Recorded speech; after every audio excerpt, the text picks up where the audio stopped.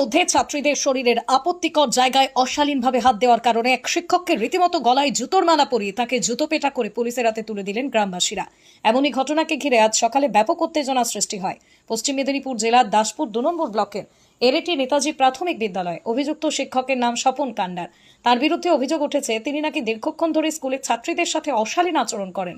অনেক ছাত্রীর সাথে খারাপ ব্যবহার করার পর তাদেরকে নাকি আবারও হুমকি দেন যে এই ঘটনা সম্পর্কে তারা যেন বাড়িতে না বলে, কিন্তু কোনোভাবে এই বিষয়টি গ্রামবাসীরা জেনে ফেলেন আর তারপরে ক্ষিপ্ত হয়ে ওঠেন সকল গ্রামবাসী। বিশেষ করে মহিলারা আজ ওই স্কুলে গিয়ে অভিযুক্ত শিক্ষককে জুতোর মালা পরিয়ে জুতো পেটা করে গণধোলাই দেন। খবর পেয়ে বিশাল পুলিশ বাহিনী ঘটনাস্থলে হাজির হয়। ক্ষিপ্ত জনতার হাত থেকে অভিযুক্ত শিক্ষককে উদ্ধার করে নিয়ে যায় পুলিশ। ওই শিক্ষক যে ছাত্রীদের সাথে খারাপ আচরণ করতেন তা সম্পর্কে ছাত্রীরা নিজেরাই জানিয়েছে। অভিযুক্ত শিক্ষক নাকি টিফিনের সময় ছাত্রীদেরকে ডেকে রুমের লাইট বন্ধ করে তাদেরকে বুকে হাত দিত বলে বিস্ফোরক অভিযোগ করে ছাত্রীরা।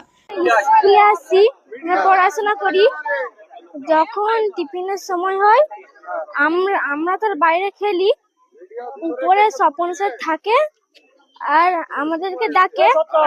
আমরা ভাবি কোনো কাজ দিবে, ওতরে ডাকে। তারপরে ডেকে নিয়ে গিয়ে স্বপন কান্ডার, হ্যাঁ, ডেকে নিয়ে দরজা বন্ধ করে সব লাইট ফাইট নিবি দিয়ে অন্ধকার করে ছেলেদের হাতে ফোন দিয়ে দিবে, আর ছেলেরা তো ফোন দেখবে, আর ওই সময়ে আমাদের বুকে হাত দেয়। স্যারের নাম কি? স্বপন কান্ডার।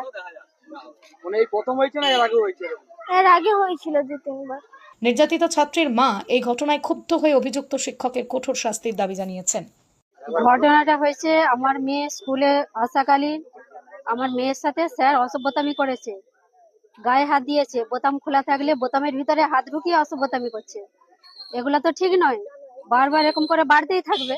মানে এর আগেও হয়েছে? হ্যাঁ, আগেও হয়েছে, যখন 3তে পড়তো তখন থেকেই হয়েছে, তখন থেকে কিছু স্বীকার করেনি।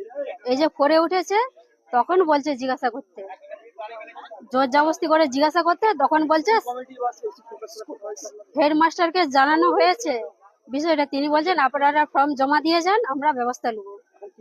আমরা চাইছি ওই স্যার স্কুলে যাতে না থাকে, শিক্ষক দৃষ্টান্তমূলক শাস্তি হোক শিক্ষকের।